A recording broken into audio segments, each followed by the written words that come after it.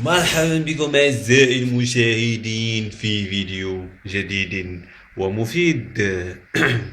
كما ترون معنا أعزائي المشاهدين، كنت أتصفح في الإنترنت أعزائي المشاهدين، كنت أتصفح في الإنترنت وأشاهد وأراقب أعزائي المشاهدين، وفجأة وجدت مقطع أعزائي المشاهدين للدكتور عبد الكافي أو الشيخ عمر عبد الكافي، شيخ الإسلام والمسلمين أعزائي المشاهدين. المهم أعزائي المشاهدين، وجدت الشيخ يتكلم عن الشباب، كلمة لمن بلغ 30 ولم يتزوج بعد. ولكن أعزائي المشاهدين، بصفتي أنا كإنسان بلغ 30 عاما أعزائي المشاهدين، سوف أرد على الشيخ، سوف أرد عليه. أوكي. المهم أعزائي المشاهدين، الرد على الشيخ: يا شيخنا، يا شيخنا، بكل صراحة سوف أرد عليك أيها الشيخ. أتمنى أن تتقبل ردي بكل عطاء وصفاء. المهم أعزائي المشاهدين، كما نعلم أعزائي المشاهدين أن الشباب في هذه الأيام أو في هذا الزمان أعزائي المشاهدين أصبحوا يبتعدون من الزواج، يتهربون من المسؤولية.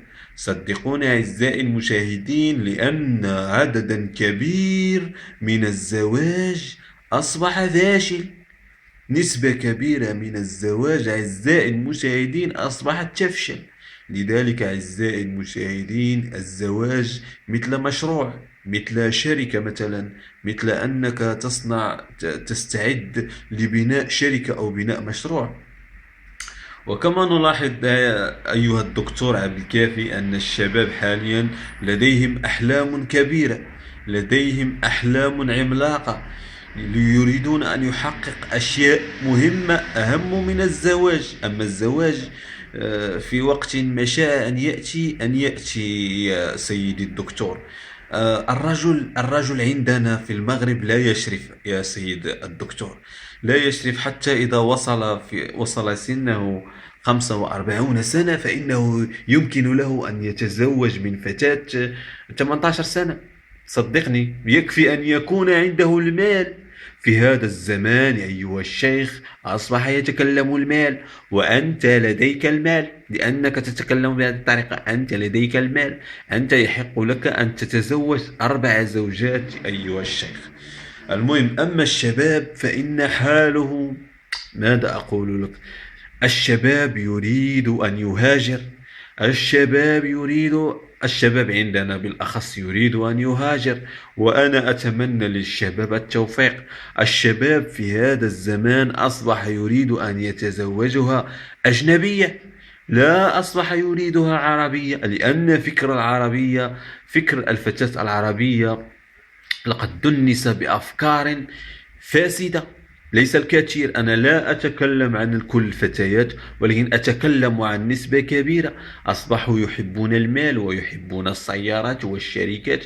يجب إذا أردت أن تتزوج يجب أن يكون لديك سيارات وشركات وعدة أشياء. ولكن إذا تزوجت فقير سوف يفشل زواجك، سوف يكون زواجك فاشل. نلاحظ هذا الشيء في المحاكم، وتقع الكوارث عندما يفشل الزواج، وبالأخص إذا كانوا أطفال، يتشرد أطفالك. ولذلك أنا أقول للشباب وأقول للشيخ: من أراد الزواج يجب أن يكون قد المسؤولية، يجب أن يتحمل مسؤولية الزواج، لأن الزواج ليس لعبة أيها الشيخ. الزواج مسؤولية. كلكم راع وكل راع عن مسؤوليته، كلكم راع وكلكم مسؤول عن رعيته. يجب أن يكون الإنسان مسؤولا عن الرعية ولا يترش الرعية. المهم، السن مجرد أرقام، كلنا نعلم أن السن مجرد أرقام، ولكن تكلمت أيها الشيخ عن كل شيء، ولكن لم تتكلم عن شيء مهم، لذلك تركته لك في آخر المقطع أيها الشيخ. أريدك أيها الشيخ بكل صراحة أن تفسر لي هذه النقطة. كما تراني يا عزيزي الشيخ، أنا مسلم وأنت مسلم، وهناك مسلمون في السعودية وفي السودان وفي عدة دول عربية. ألاحظ عزيزي الشيخ دابا أنا مثلا أتمنى أن أتزوج فتاة من دول الخليج، أو أتزوج فتاة من السعودية. أريدك أن تتكلم في هذا يا عزيزي الشيخ، في هذا الموضوع، لأنني أنا مسلم وأريد مسلمة من السعودية أو مسلمة من دول الخليج أيضا تكون عندها مثلا كما يقال في الدين. مع أنني أنا لست داعية، أنت تكلمت عن سني وأنا أجاوبك. أريد أن أرى الدقائق. لقد طولت عزيزي الشيخ. المهم عزيزي الشيخ، يجب أن أقول لك شيئا مهما، هو أن مشروع الزواج في الآونة الأخيرة أصبح مشروع فاشل 80%. تفشل علاقات الزواج كثيرا، وشاهدت ذلك بعيني. نسبة الطلاق مرتفعة وترتفع كثيرا، وهذا الشيء خطير، ونحن لا نريد أن نكون سببا في زواج بعده طلاق. لا نريد أبدا أبدا أبدا. لذلك عزيزي الشيخ، إذا تكلمت عن سني مرة ثانية سوف أرد عليك. وشكرا لسعادة الشيخ. ويجب على الإنسان أن يتحمل المسؤولية في الزواج، لأن الزواج ليس لعبة أبدا، لأن ارتفع المهر عند الفتاة ارتفع كثيرا. ارتفعت الأمهار وارتفعت الأسعار وارتفع الكراء وارتفع كل شيء عزيزي الشيخ. هل تريد أن ترمي الإنسان في كارثة وتضحك عليه؟ هل تريد أن ترميه في مشنقة يشنق نفسه بيده؟ المهم، أما بالنسبة أعزائي المشاهدين للشهوة أو الشهوات، يمكن لك أن تبتعد عن الشهوات وأنت شاب أعزب. فقط اضغط على زر إطفاء الشهوة، وسوف تنطفئ لك الشهوة ولن تصبح عندك شهوة بعدها. فقط ابتعد عن الأشياء التافهة. اصبر، الإنسان يصبر.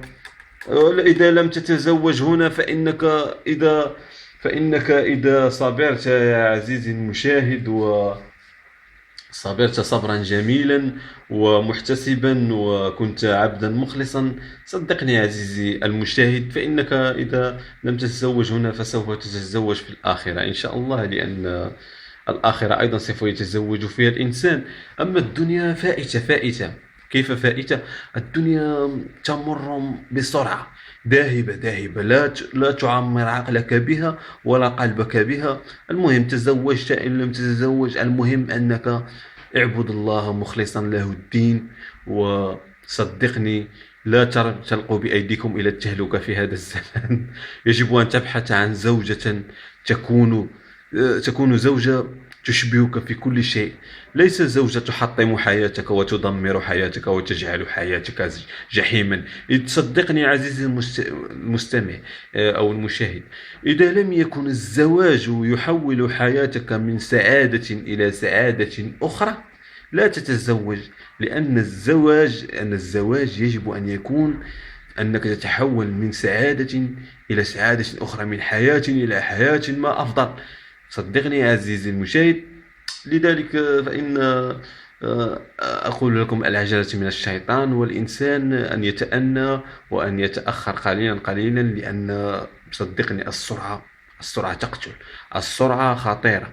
أنا أعرف أناس تزوجوا وهم صغراء وكبروا معهم أولادهم، ولكن أعزائي المشاهدين أولادهم هناك من خرج عاص له، هناك من المهم لم يتحقق ذلك الشيء الذي كان يحلم به.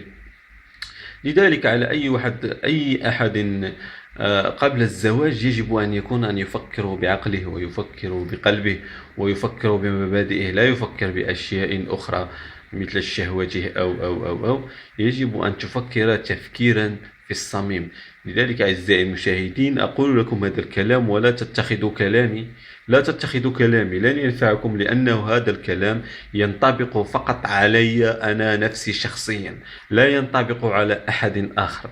المهم، كان هذا هو الفيديو أعزائي المشاهدين، نلتقي في فيديو جديد إن شاء الله. والسلام عليكم.